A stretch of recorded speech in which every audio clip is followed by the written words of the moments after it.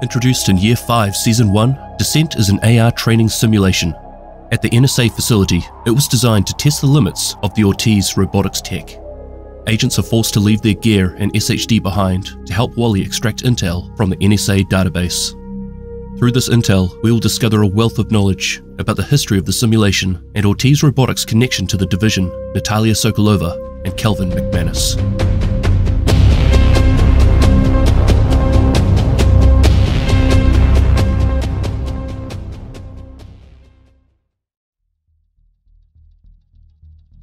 I'm going to run through these recordings as they've been unlocked and give a summary on what I think is going on and what this could mean in our current timeline.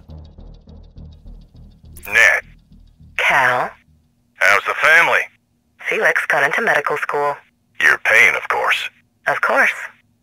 Well, I know our pockets aren't as deep as yours. Hopefully you'll play nice in the bidding war today. Oh, Cal. I don't want to start a war with you. We're not interested in a bidding war. We've set the price. Either you can pay it, or you can't.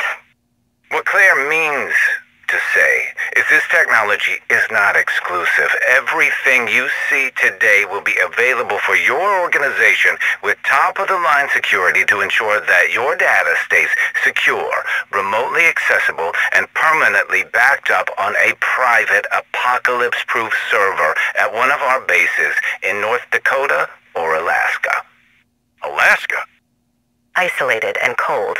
Easier and cheaper to maintain security and temperature control of the servers. I assume you're underground and using geothermal cooling? That's correct, Ms. Sokolova. Nat, please. Ortiz Robotics is showing a presentation of what they are working on, and those invited include Calvin McManus, the Secretary of Homeland Security for the United States, and Natalya Sokolova, the CEO of Sokolov Concern. The founders of Ortiz Robotics, Claire and Alexander Ortiz, are either husband and wife or are perhaps family in some other way, like brother or sister.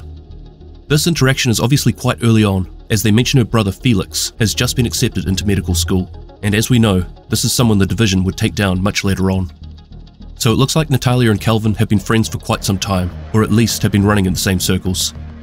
Otherwise nothing huge here, but it certainly sets the scene for the comms that are about to play out.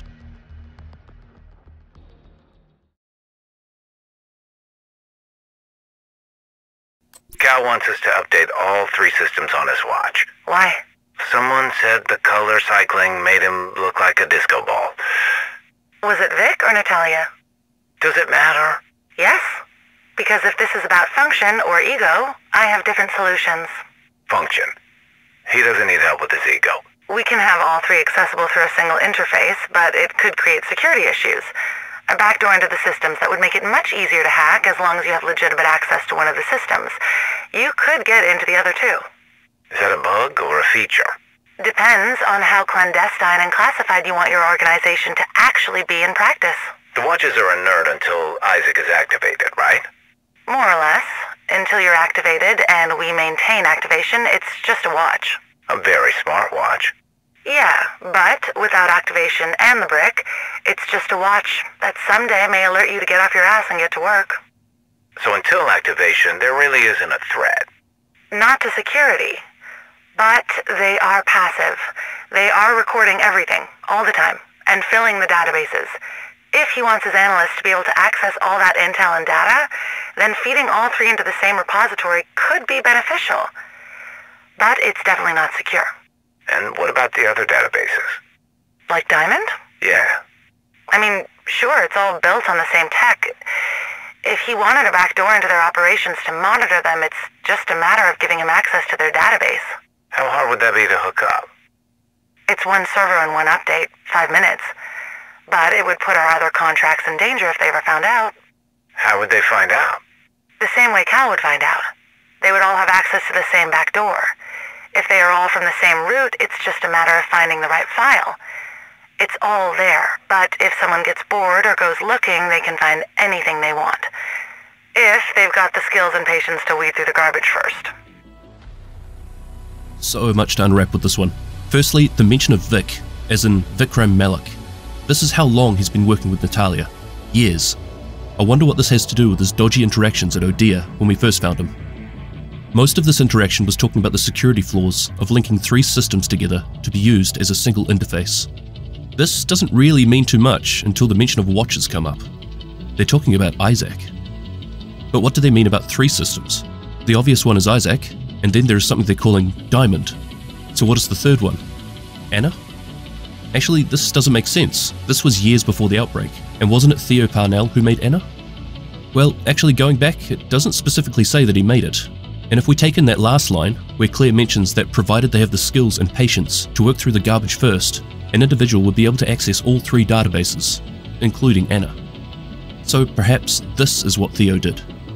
But this would mean he had access to Diamond too, which actually says a lot when you realize who is using Diamond. It even makes me think that I need to reinstate the Kina was right hashtag. I'll explain why. ISAC and Anna we've obviously heard of before, but what is Diamond? Well, this is actually very easy to figure out. Natalya is involved in the situation, so all you need to do is take a look at the Black Tusk units. We've been staring it right in the face since they first arrived in DC. Any division agents with extreme prejudice. Tusk. They're professionally trained. This army was designed to eliminate Washington's last line of defense. Not only do the Black Tusk have their own version of ISAC, but Aaron Kina has had access to the wealth of information contained in all 3 of the databases. They're working behind the scenes since the beginning of the outbreak. The Black Tusk working with the Secretary of Homeland Security, the assassinations of the presidents, the bringing of Alice over to their side, and probably a lot more that we don't know yet. Kina saw it all. But then, Kina would also know from this that Calvin has access to all 3, and would have no problem hunting down his rogue agents that are using Anna. This is obviously how his hunters are able to track down agents so quickly too. Another interesting point is that the SHD watchers have been recording agents since long before they were activated. Those who could have had access to this information could have swayed agents away from their mission long before the outbreak started. I really want to dive into this one some more, because it opens up a lot of questions. But before I get too carried away, let's see what the other comms have.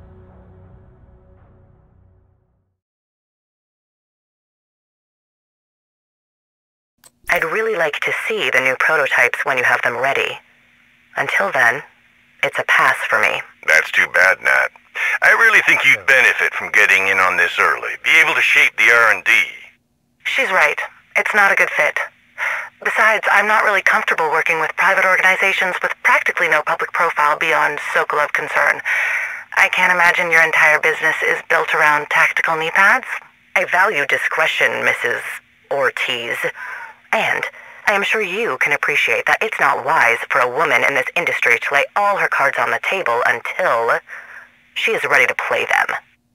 I can. If you're concerned about the data, we can build a private server with biometric security. Only people you've personally vetted would have clearance to access or amend your services. That's excellent to know. Alexander, please do get in touch for a demonstration once you get the interface down to a single component. The prototype should be ready in a couple of months. Excellent. Well, I'll let you finalize this deal. Cal, see you at the benefit later. Wouldn't miss it for the world. Now, Alex, tell me, where do I sign?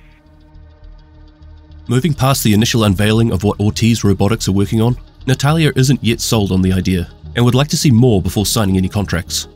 She is concerned about the amount of data these systems will be gathering, and the security protecting it, which, given the last conversation between Claire and Alexander, this is a fair concern to have. However, it's very obvious at this point that Claire does not trust Natalya at all.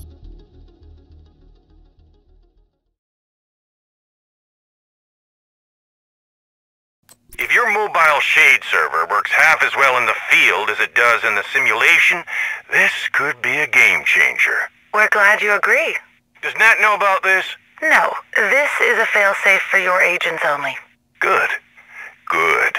There may come a time when you need to cut off her access to the network, and until you can isolate your access, this is an insurance policy against a potential coup.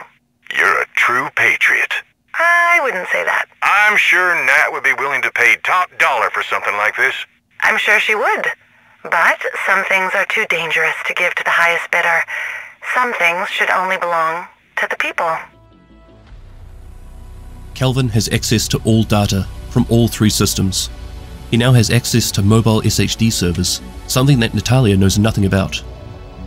Firstly, this shows that they really aren't that close, and that Calvin would like to have a little something he can hold over her just in case. But I wonder what she'll say if and when she finds out. The mobile servers are the reason the Division agents were able to take back the White House. They've also been used in the Division Crossroad novels. These have been instrumental in allowing Division agents to continue using ISAC and their tech, regardless of whether their signal is bad, or in some cases, the SHD network has been taken down. However, Natalya has her own tech geeks. I'd be surprised if she didn't already know what Calvin is doing in the current timeline, and is just keeping it to herself for now. This is potentially showing a lead up to a betrayal within the enemy ranks, which would certainly be welcomed by the Division.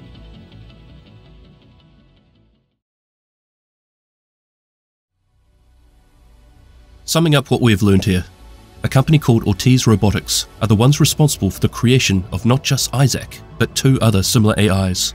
One of them could be Anna, and the other something called Diamond, which is looking quite likely to be something that the Black Tusk are using. Both Calvin McManus and Natalya Sokolova have been given access to purchase this technology. Calvin from a Secretary of Homeland Security point of view, and Natalya as a private contractor. The fact that Calvin wanted all 3 systems accessible through one interface exposed a flaw where anyone with access to one of the 3 could access all of the data, provided that someone knew where to look. So Claire and Alexander granted this, allowing him access to all 3 databases, but also anyone else with access to potentially do the same thing. Claire Ortiz doesn't trust Natalya, so has been favouring Calvin in the way these systems have been designed, providing him with security measures if there was ever a falling out between them. These comms have been awesome. The second one in particular opened up so much. I really need to sit down and think about these some more. So much time has passed in game between these comms and present day. I need to make sure I haven't missed anything. Interesting that the Black Tusk could have their own version of ISAC, but while it's based on a similar system to ISAC and Anna, it's still a little different. They don't have watches to start with, so they managed to consolidate it down to a single brick-type piece of equipment. Makes me wonder though, what are the hunters using? Is it one of these 3 systems, or is there a 4th one? And given that we don't see anything on them that would tell us which system it is, other than the ISAC and Anna watches that they can be seen carrying as trophies, is this the reason they wear masks? Is that their brick/watch for whatever system they're using? So many questions, but for now I think I'll cut this video off. Let me know what you think about these first 4 Descent comms. Are you as excited as I am for the rest of them? Thanks again for watching, and Extremis Malus, Extrema Remedia.